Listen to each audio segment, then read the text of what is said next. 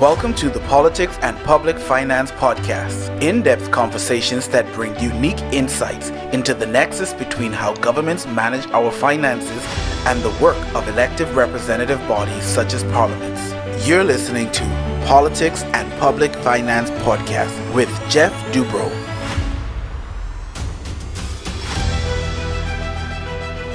Welcome to Politics and Public Finance. It is great to have you here and great to be back. Given the work that I do as a practitioner related to oversight of public debt, there have been 2 podcast episodes so far devoted to the issue of sovereign borrowing and public debt. Episode 7, we looked at escaping the debt trap with an emphasis on the Caribbean. And episode 11, we looked at the role of civil society in advocating for debt justice. Today's episode continues the discussion on debt justice and the role of civil society. My guest today is Mae Buenaventura of the Asian People's Movement on Debt and Development. Mae is in the Philippines, where she has been fighting for debt justice for many years. She also works across the region, which includes Bangladesh, Nepal, Pakistan, and Sri Lanka. Mae, welcome to Politics and Public Finance. Hello everyone. Good evening from the Philippines and very happy to be here. Thank you so much for taking the time to do this. It is evening your time, so I really do appreciate it. Why don't we start by maybe finding out a bit more about the organization that you work for and the countries that it covers? Yeah, so I work with a regional alliance. It's called the Asian People's Movement on Debt and Development, and we've been around for quite some time, from the early 2000s. And today we work on 4 broad program areas: on climate justice and climate finance, energy transformation, tax and fiscal justice, and of course, debt justice and green economic rebuilding. So I manage the debt justice program. Fantastic. We're based in Manila. Yeah. Fantastic. And you advocate for abolishing illegitimate debt. How do we know when debt is legitimate or illegitimate? Yeah, so that's precisely what we want to find out before we just, automatically shell out very scarce financial resources, not knowing what we are paying for when the debts were in fact incurred in our name. That's why we're advocating for public debt audits, which can be done by citizens independently. And of course, we would really want governments to do that because, they have the resources for research and opening information, contracts, and so on.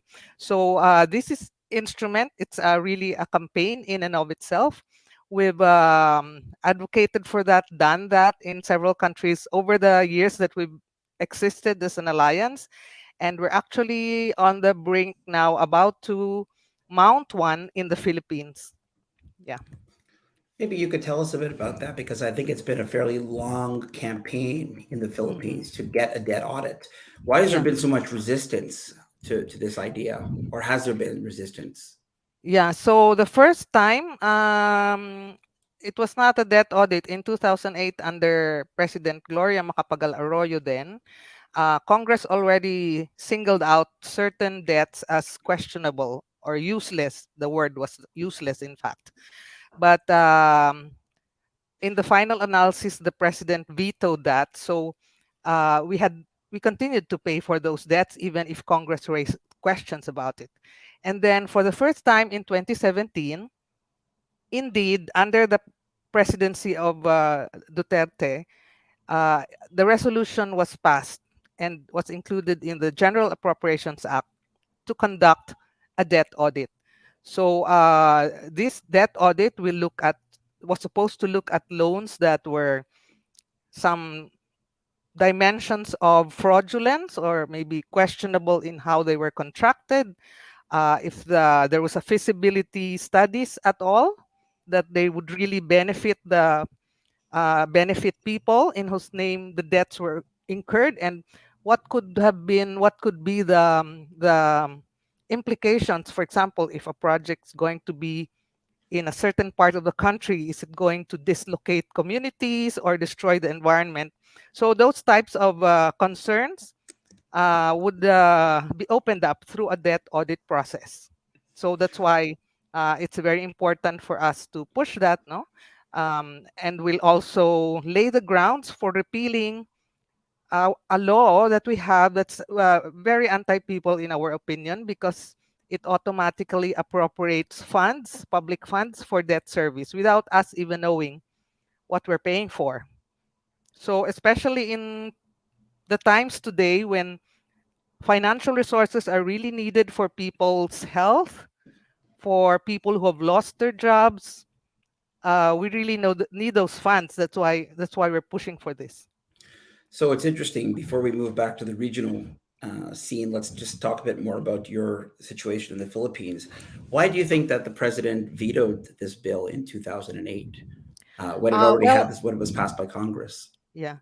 So some of the reasons cited, and this has not really changed much over the years, is that there's a certain credit rating that the government wants to maintain. So any sign of, for example, any sign that we are having difficulty paying, even if that's the real case, is to be avoided at all costs. Because that's what happens when Wow. a country that depends on debt has to maintain that image that it is credit worthy. So the moment that you apply for any kind of relief, there are implications on your so-called grade, or your credit worthiness, and that's really tragic because you know instead of basing your spending on what people need, you are hostage to the credit ratings of the lenders, no? So that's one. And then I think political will is really a big part of that, because when you do something like that unilaterally, and countries have done that, you really need political will to state, to keep your ground that our people need these funds to eat, to have a decent place to stay, to have jobs. And it's really like a no-brainer, that should we pay the debt or should we build more hospitals? I mean, do you even have to think about those choices when your people's life and survival is at stake? No? So it's Yeah, it makes a lot of frustrating, sense. really. Yeah. So I always say in these podcasts that I end up learning so much from the guests. And one thing that I don't think I was aware of was that the extent to that, what I'll call an inverse relationship between accountability and transparency and a high credit rating, in a sense, right? Opening up the books and looking at some of the previous reasons for incurring debt. You're saying that will increase transparency and accountability, but it may actually threaten the country's credit rating. Um, did I get that correct? Yes.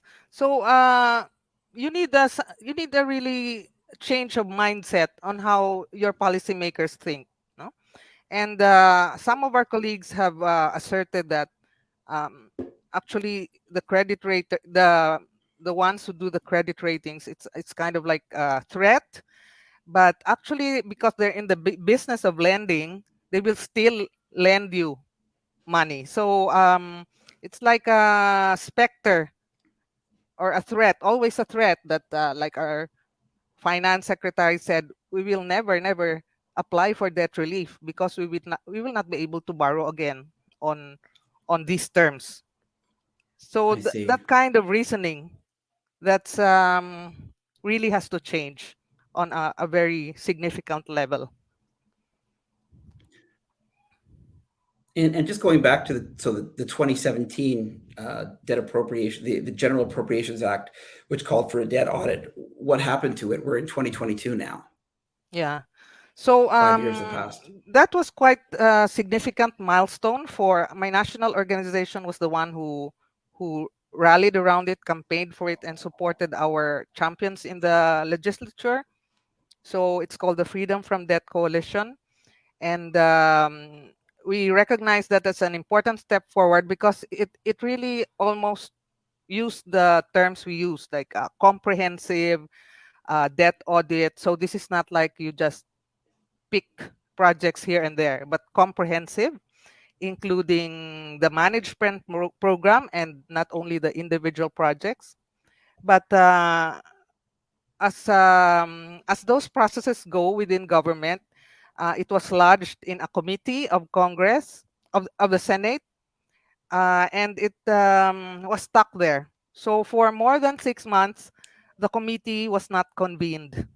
So you have a provision on the strength of law that should have been able to allow doing that, to implement that.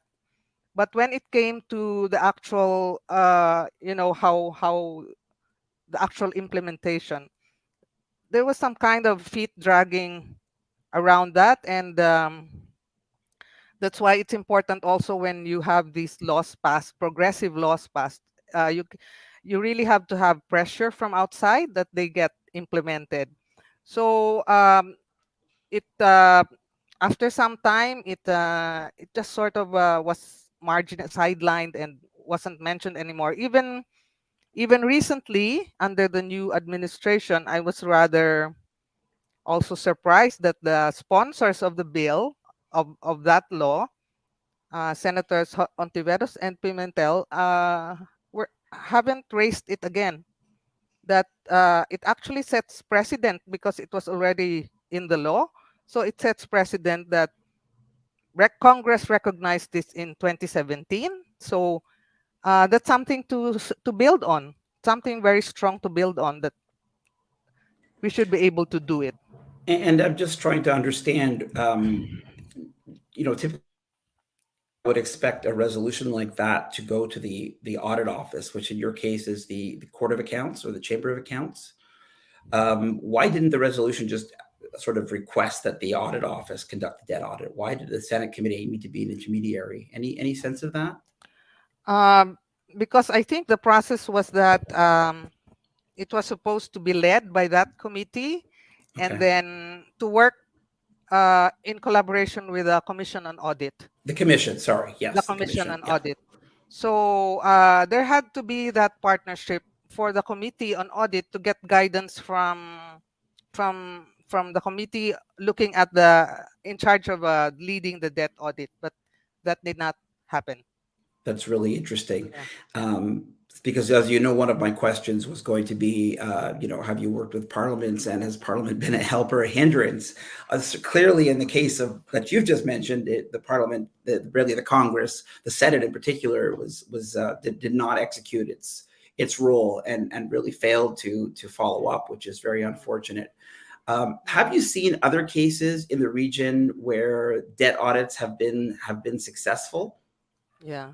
So unfortunately, not in Asia, but in Latin American countries, that led to governments recognizing the analysis in the first place, and then putting in place mechanisms for that to be carried out on the strength of a parliamentary process. No, so we haven't seen that yet in the region, and we hope we can advance on that. And as you know, congresses are very political, so they're also composed of the ones who got the most seats and what interests do they represent.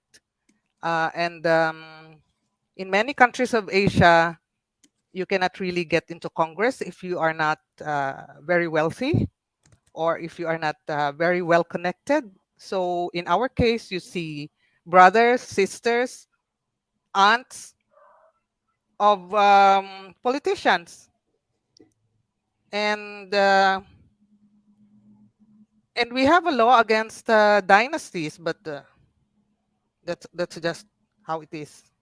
So this the sister of that, or the son or the daughter of this guy.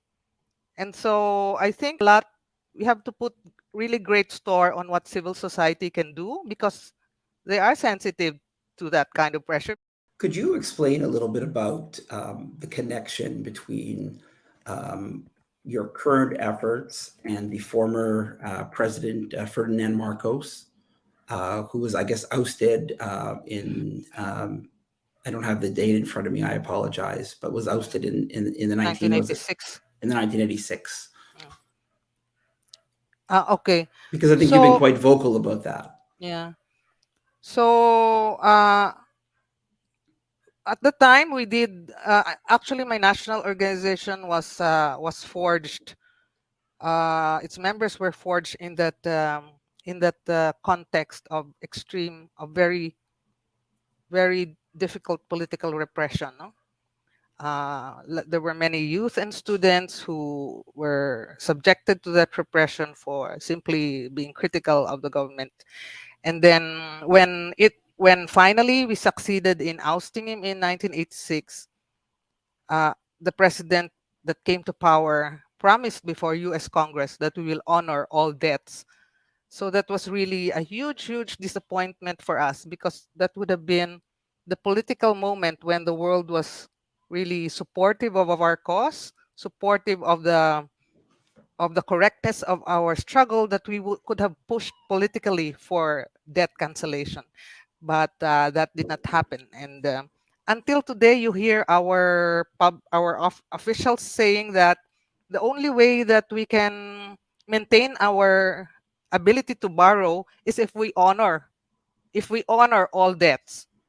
So that is what we are challenging. That the world has somehow changed in that respect. That we are now a little bit more open to, so much has been fought and won on justice and human rights.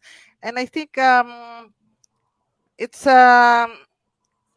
it's a thing of the past that you say that even issues of justice will not be listened to by the international community. I think there's a lots of progress in the UN also, that it's raising all these issues on unsustainability of debt, on the problems of middle income countries. These are also what we're saying. And um, the atmosphere is really much more, I believe, open to progressive ideas, and for our government to keep on saying those same lines like 20 years before is, I don't know, that has to change. And for that, I mentioned earlier the thing that we do, the work that we do outside, but we also engage with allies in parliament. So we also have progressive champions, and that's an important area, really, because um, they can advocate from within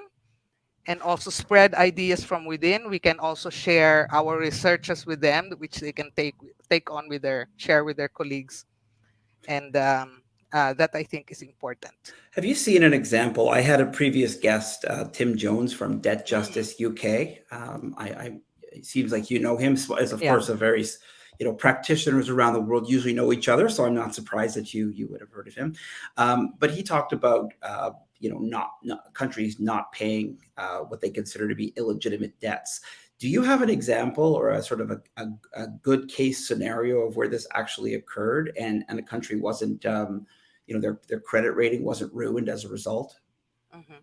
So one example of that is this is a northern country. It's Norway.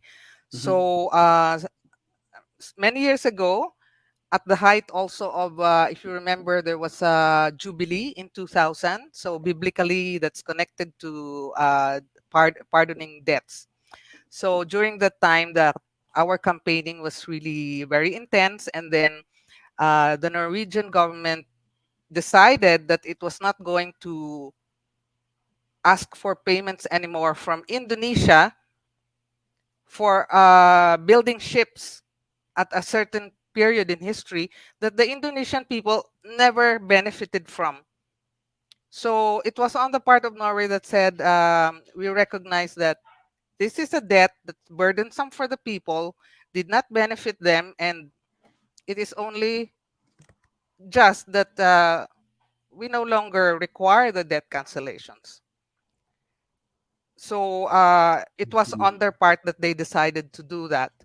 And then we also have other cases in history that uh, because the debts were proven to be illegal from the start, so at the onset you can really argue that out, that if it's illegal you can unilaterally cancel because it's illegal from the start. But of course, these are not very many instances, and the the process continues of, you know, educating people, making them aware that um, there's already decisions based on this, and we can build on that jurisprudence to argue for cancellation of certain debts that we can show as fraudulent or violated rights and so on. Yeah, so I think of the Credit Suisse scandal in Mozambique, for example, where Yeah. the government bypassed Parliament illegally because they were supposed to seek parliamentary ratification for a series of loans that they didn't actually uh, seek Parliament's approval. But also there was no value to the public for these loans. I guess that would be an example of the kind of thing you're Yeah. talking about. So for the 2017 GAA, my national organization actually prepared research for that, and we're able to list around 20 projects that we found anomalous. But what happened was, yeah, it wasn't pursued, the debt audit process. But that would have been a start of looking at specific projects that we could have at least suspended the payments, Mm-hmm. while finding out what they were really about, or what they led to or caused or affected. Is there something that you would like to see change in terms of the work that the IMF does around? Because the IMF typically comes in to countries that have defaulted on their debt or are in debt distress. Is there something you'd like to see change in terms of their practice around how they operate?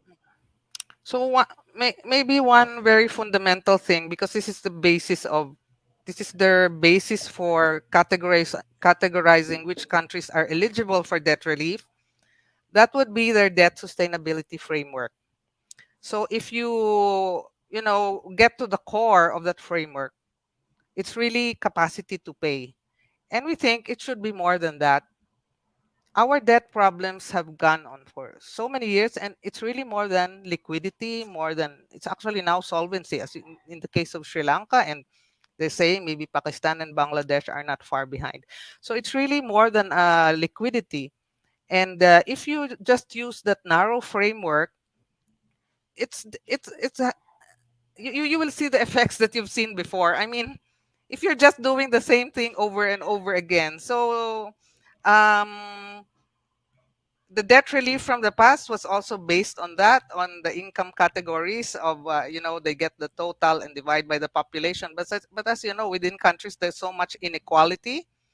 The total national income is not like you equally divide amongst the citizens of your country, but there's really huge inequality. So that's a very hard, that's very questionable basis for saying that, oh, this country is better off, so, and this country is worse, so this one should not be included in debt relief efforts. So And it's interesting because COVID seemed to be the great equalizer in this respect, where it created a level of international awareness that I know, as we talked about offline, I mentioned to you that it's a lot easier to find data on Africa than it is on Asia when doing research on this topic. So, one of the things I learned was that there was a big debate in Kenya about debt repayment versus spending for COVID-19, but there's an international consensus that spending for COVID-19 was essential. For some reason, it garnered awareness more than the usual levels of poverty and deprivation. Did you find that this was an awakener in terms of countries understanding that they needed to address COVID-19? They needed to spend their money on pandemic relief as opposed to just servicing the debt, or was it sort of business as usual?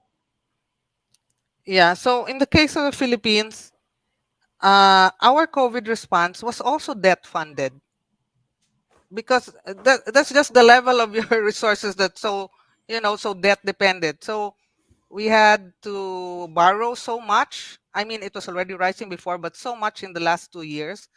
And we borrowed from the Asian Development Bank, and also I think also the World Bank, and then um, there's even more questions on where the debt really went.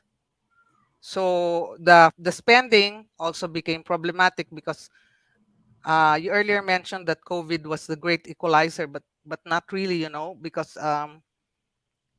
it's the majority of people who have who are in the margins that are not able to access hospitals in contexts where public health systems are collapsing. So in India, for example, it's largely private. In the Philippines, also private. So you can connect this to the debt as a part of austerity conditions, that you should leave it more to the private sector rather than spend on public health infrastructure. So now COVID comes and you're caught flat-footed because you are not able to invest, to make big public investments in your health facilities or in your health infrastructure. And so it's kind of, like viciously going round and round and round. Yeah, I would revise my statement. I agree with you. I shouldn't have said it was the great equalizer. What I should have said was that it laid bare and created a consensus because of the fact that it was happening all around the world, that it laid bare the inequalities, the inequities Yeah. in the current system, and who the real winners and losers were. I Yeah. agree with you on that. Mm. You mentioned Sri Lanka. That's a very tragic case to watch a country that was previously very prosperous fall apart, and now at the point where I don't even think the IMF can get in to have the conversation, to talk about a bailout, because the IMF is looking for a stable government that's going to be there in the future. And of course, we've had a prime minister and a president resign. How is your movement active in the Philippines right now? In Sri Lanka right now? What can you possibly do to help the situation? Yeah, so Sri Lanka is also part of where our members are. So aside from India and Nepal and Bangladesh and Indonesia and the Philippines, we also have members in Sri Lanka. And you can, by the way, watch our webinar. It's on our website. It was called Cry Debt Justice, a webinar in Okay. solidarity with the Sri Lankan people. So we really are inspired by their struggle, no? And one of the Sri Lankans who spoke at the webinar said that uh, the problem is more than, we cannot just ask help from the IMF, because you hear a lot of that, like IMF help us. If you look at the placards of some of the protesters, they're saying IMF help us, and somehow the demands are limited to just demanding that the Gotabaya Rajapaksa go away, go home. But of course, there was also culpability on the part of the government, because it really, Sri Lanka was really the poster child of the international financial institutions.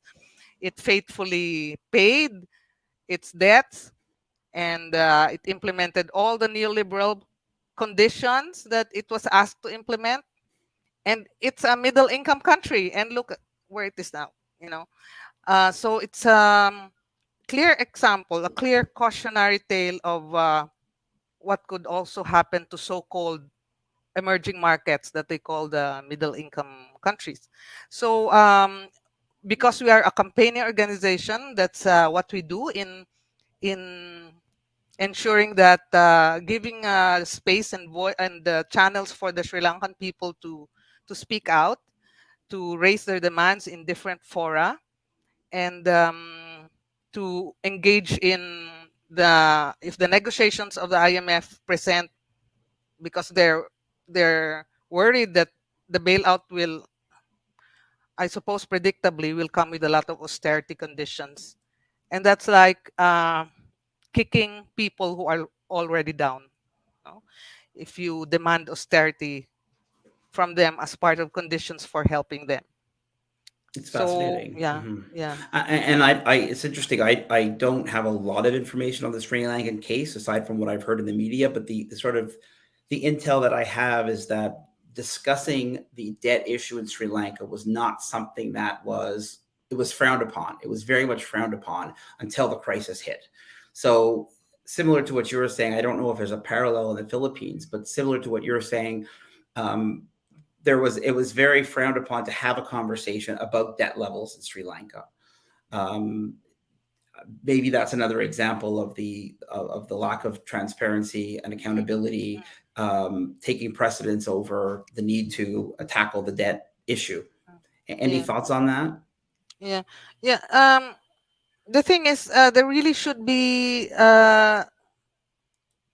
are democracies. We say that we are democracies, like the Philippines or Sri Lanka.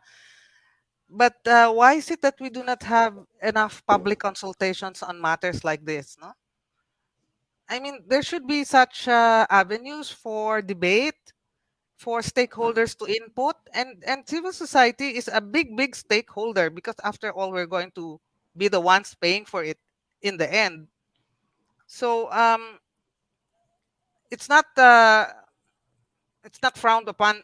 I mean, it's not like there's a law that you should not talk about it. It's really more of the, like, yeah, that you, d- they do not open avenues to discuss issues that will make them uncomfortable. That's how I will diplomatically say it. Mm-hmm, mm-hmm, Because interests are so tightly twined, economically and politically. So I was explaining that earlier. Like, for example, the Marcos debts, there were projects then that you would see signatures of high public officials on contracts. So it was like a endorsement that this is good to go. Or mm-hmm, the mm-hmm, board of directors, public officials who are also in the boards of mining companies that borrow through governments because that's cheaper. So they get it through the contracts, and then the contracts have sovereign guarantees, and there are cases that what started as private debts are eventually assumed as public debts. mm-hmm, mm-hmm, Yeah, mm-hmm. because of those provisions. And I guess finally, on it's alarming to hear about Pakistan and Bangladesh following suit. Anything you can say about those two countries? Oh yeah, in connection also to the IMF, the IMF has this thing called surcharges. It's like levies on that if you borrow too much beyond a certain level, you are charged these what they call the surcharges. So it's terribly unfair because that level is the same for everyone, whether you're Pakistan or the US or the UK. It's that same level, and when you go beyond that, you are penalized with fines. It's a fine basically. So now Pakistan has, on top of their huge debts, they have surcharges to pay, like up to 2030 in the millions of dollars, because they went past that quota, and of course the lateness that they were not able to pay on time. So they're also penalized for that. So we have a campaign as well on stopping the surcharges, and we have had quite they agree, the IMF. We have civil society dialogues with them, and they recognize the problem, and in fact they're supposed to review these policies of theirs, but very slow and hasn't happened. So Pakistan is still looking not only at huge debt payments, but also the surcharges that will be claimed from them, no? So yeah. And I said last question, but let me ask you one final question, which is really Tim Jones talked a lot about private sector debt and the threat that private sector debt played, because obviously the private sector debts are often at much higher rates than concessional lending from the IMF. Any thoughts on that? How has private sector debt affected the debt situation in the Philippines and other countries in the region? Yeah, so I also told you earlier that the composition of the public debt in the Philippines and the several other countries in Asia has changed, no, from what was before, that the IMF and the World Bank were the multilateral institutions were really dominant. So that was more a bit, I would think, straightforward, because these are public institutions, and we can rightly hold them to account as public institutions. Yeah. So now with private lenders, this is now presenting some really big challenges, But I actually was very happy also with what Tim shared in another seminar, that they want you to think that it's complicated, but actually you should push for default, and then push them into the table that they are forced to negotiate, because otherwise they can just say, because it's voluntary anyway. I mean, they can just say, we will not join. So if you look at the debt relief mechanisms of the G20 and G7, how many countries have applied? Very few, because uh, the private sector is not really responding. So it's not working if you want to target the private sector to come to the negotiating table. So right now, there's a huge problem because, as you know, companies like BlackRock or HSBC or Goldman Sachs, those are the kinds of lenders that really present big challenges, and also they're the ones carrying this on as a business, the business of lending. Whereas, at least for the multilateral institutions, although in a limited sense, there was still a developmental mandate. But with the private sectors, there's none. It's really how much money they can get out of this. So, do they care about what happens to people? I don't see that. Mae Buenaventura, I think we're going to leave it there, but thank you so much for taking the time to be on the podcast. It was absolutely fascinating talking to you, and it was really interesting to get some insight into the challenges you're facing in the Philippines and also the work that you're doing in the region. Thank you so much for your time today. Thank you so much too, Jeff, for the opportunity. And anytime you want information, and we're happy to provide it if we can. I admire your passion and your commitment to the cause. Thanks Yeah. again. Yeah. Thank you very much too. Thank you. Bye. Bye. Wow, what an amazing conversation. Thanks again, Mae Buenaventura of the Asian People's Movement on Debt and Development. I really learned a lot today, particularly about what seems to be an inverse relationship between credit ratings and debt transparency and accountability. That is our podcast for today. To view the video that Mae mentioned, Cry Debt Justice, a webinar in solidarity with the Sri Lankan people, simply click the link in the bio. Politics and Public Finance is produced and sponsored by Huge Impact Marketing. Wherever you're listening to this podcast, be sure to subscribe. I'm Jeff DeBro. Thanks so much for joining us. We'll see you next time.